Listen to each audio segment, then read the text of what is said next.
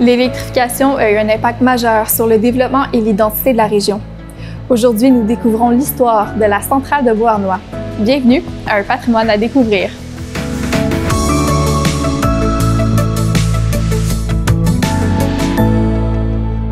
La centrale hydroélectrique de Beauharnois est un des emblèmes symbolisant l'entrée du Québec dans la modernité.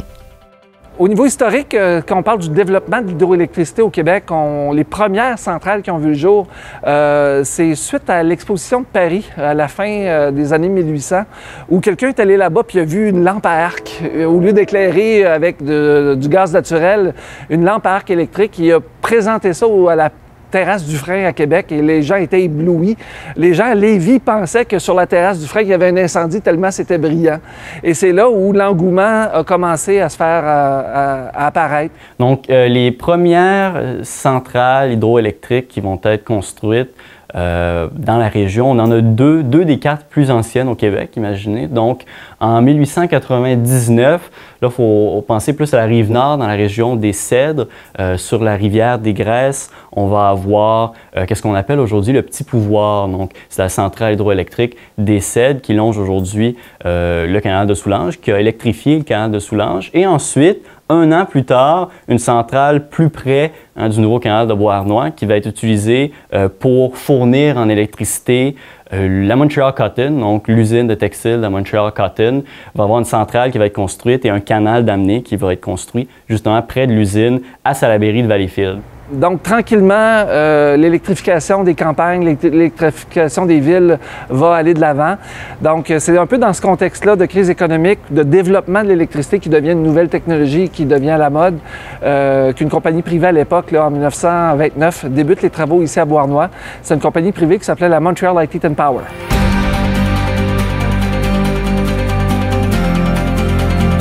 La centrale de Beauharnois a été construite en 3 grandes étapes de travaux. Donc, en 1929, on débute les travaux ici, entre autres, derrière, dans la région, c'était principalement de l'agriculture. Dans le lit du Saint-Laurent coulait le Saint-Laurent, un majestueux fleuve avec un débit de pas loin de 10 000 m3 d'eau seconde.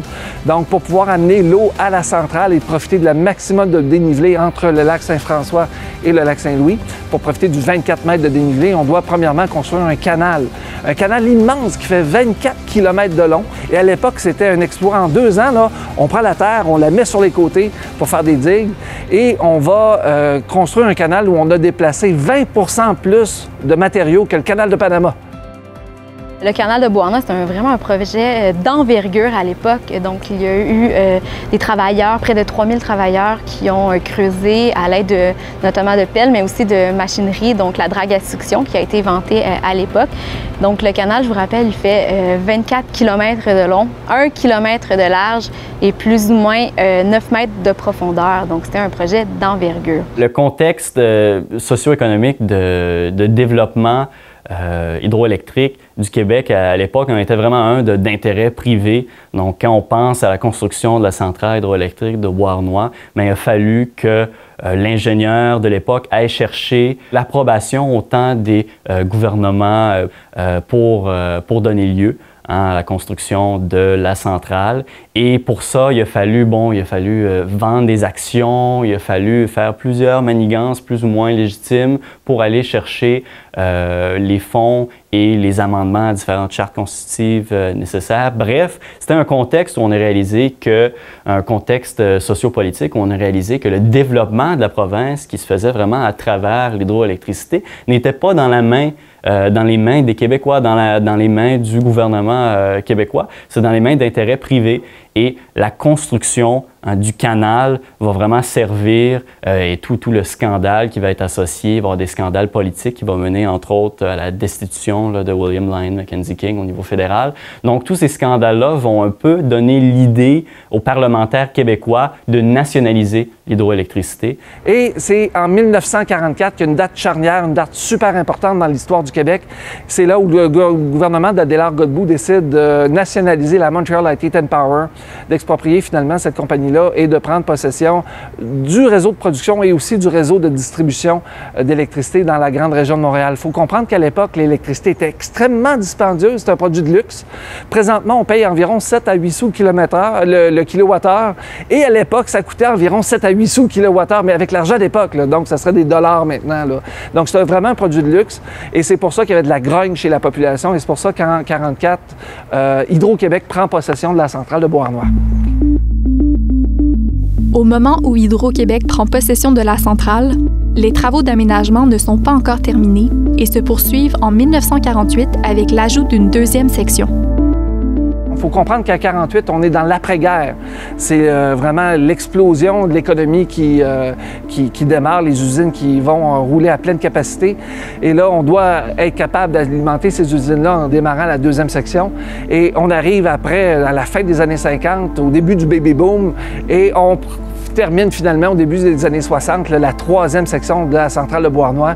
Et en 63, avec ses 36 groupes turbines alternateurs, elle est la centrale la plus puissante au Canada.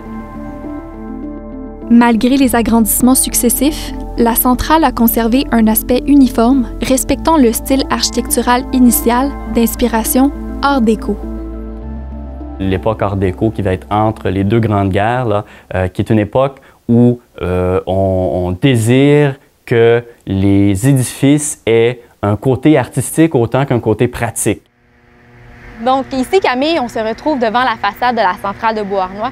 Donc on peut bien voir là, le style architectural de cette centrale, là, notamment là, par le jeu de pierre. Donc on peut voir là, ici tout le jeu avec les briques, mais également aussi les pierres de taille. Et le style architectural Art déco là, se démarque notamment là, par de grandes fenêtres. Donc on peut voir là, des lignes bien droites. C'était un style très populaire durant les années 20 et les années 30. Et donc on peut penser au style Art déco à Montréal. Également on le retrouve notamment à l'Université de Montréal, également aussi le marché Atwater. Et aux États-Unis, on pense notamment aussi à l'Empire State Building également. Évidemment. Aussi. Donc un style Art déco qui fait une richesse ici sur ce bâtiment. Il y a la porte également qui donne vraiment toute la monumentalité à l'entrée. Tout à fait, effectivement. Ce n'est pas une porte en or, mais une porte en laiton. Donc effectivement, c'est la porte d'origine. Donc c'est un alliage de métaux et qui fait vraiment une richesse aussi à ce bâtiment. Puis le bâtiment en tant que tel, il a une longueur d'à peu près combien de mètres? Précisément 926 mètres en fait cette bâtisse, c'est près d'1 kilomètre. Donc c'est pas tous les jours que nous avons la chance de rentrer dans une bâtisse aussi longue et donc c'est parmi les centrales les plus longues au monde. À l'intérieur de la centrale, on est rapidement soufflé par l'ampleur des installations. Parmi les diverses composantes qui s'y côtoient, notons la présence imposante des alternateurs, dont le rôle est de transformer l'énergie mécanique produite par la turbine en énergie électrique. Cette centrale-là, elle est importante. Avec 36 groupes turbines alternateurs, on est alimenté par la plus grande rivière du Québec. C'est le Saint-Laurent, c'est un fleuve. Ici, on a 8 millions de litres par seconde qui peuvent passer par la centrale, ce qui en fait un site exceptionnel. On peut produire 1900 mégawatts d'électricité, où on produit l'équivalent de la consommation de la ville de Laval, par exemple. Et c'est la plus puissante centrale au fil de l'eau du réseau d'Hydro-Québec présentement. Nous sommes ici une centrale au fil de l'eau. Donc, centrale au fil de l'eau, c'est que l'eau prend à même le lit naturel ou la rivière, ou dans notre cas ici, le canal de Beauharnois. Donc, l'eau rentre à l'intérieur ici de la centrale. Je vous rappelle, nous ici, le dénivelé entre le côté amont et le côté aval est de 24 mètres. Donc, l'eau passe par la conduite forcée, fait une chute de 24 mètres et fait tourner notre turbine. Donc, tout à l'heure, nous sommes rentrés à l'intérieur du groupe turbine alternateur. C'était puissant. Donc, il faut comprendre que l'eau sous nos pieds pousse sur la turbine. Puis, par la suite, l'eau ressort par le canal de fuite pour, par la suite, poursuivre son chemin du côté aval vers le lac Saint-Louis. En 1953, M. René Dupuis, un chef de chantier de la centrale, a supervisé l'aménagement paysager de l'immense drapeau du Québec. Aujourd'hui, celui-ci sert de parc et de point de repère pour les pilotes d'avion passant au-dessus de Beauharnois en direction de l'aéroport Pierre-Elliott Trudeau.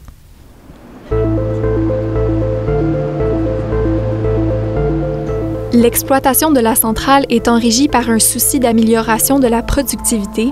L'emploi de nouvelles technologies s'est avéré essentiel.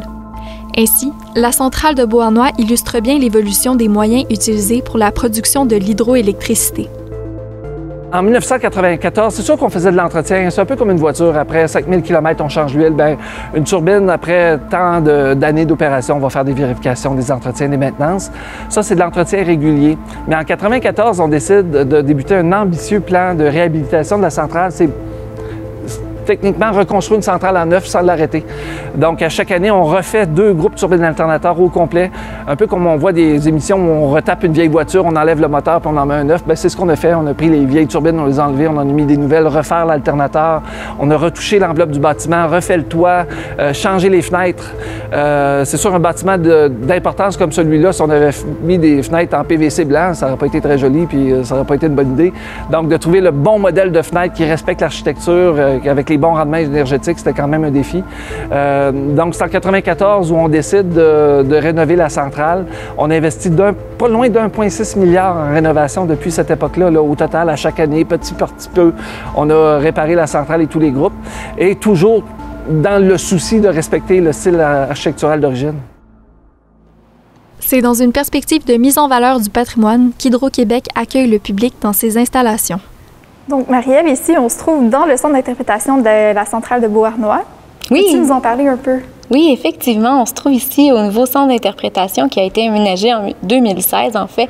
Et à l'intérieur de notre exposition permanente, nous avons mis en valeur là, des objets qui ont appartenu et qui étaient en fonction à une certaine époque à l'intérieur de notre centrale à Beauharnois. Donc, on passe notamment ici derrière moi là, au panneau de commande qui a été à une certaine époque vraiment à la fine pointe de la technologie. Donc, nous l'avons retiré à une certaine époque.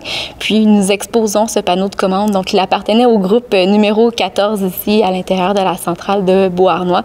Donc, nous avons modernisé, nous l'avons vu à l'intérieur de la centrale avec des panneaux un peu plus technologiques, avec l'écran tactile. Pour nous, à Hydro-Québec, c'est important de mettre en valeur le patrimoine industriel, notamment là, avec notre exposition permanente ici au centre d'interprétation. Bien, souvent, on peut se penser, quand on regarde un centre d'interprétation comme celui-là, pourquoi Hydro-Québec offre des visites, puis pourquoi on fait attention au patrimoine? Bien, Hydro-Québec, comme société d'habitat, ça nous appartient à tout le monde.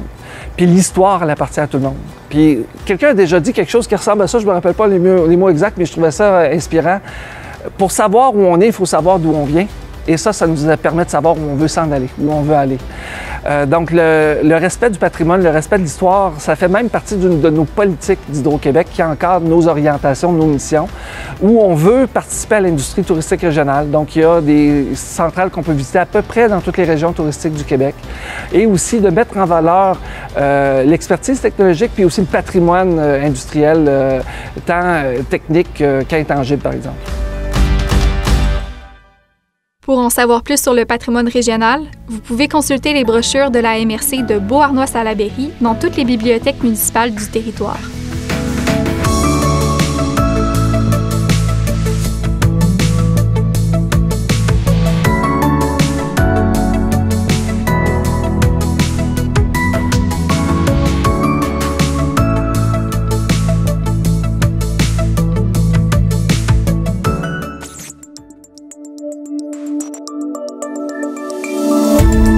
Cette émission d'Accès est appuyée par Cogeco et est rendue possible grâce à la collaboration de la communauté avec Nous TV.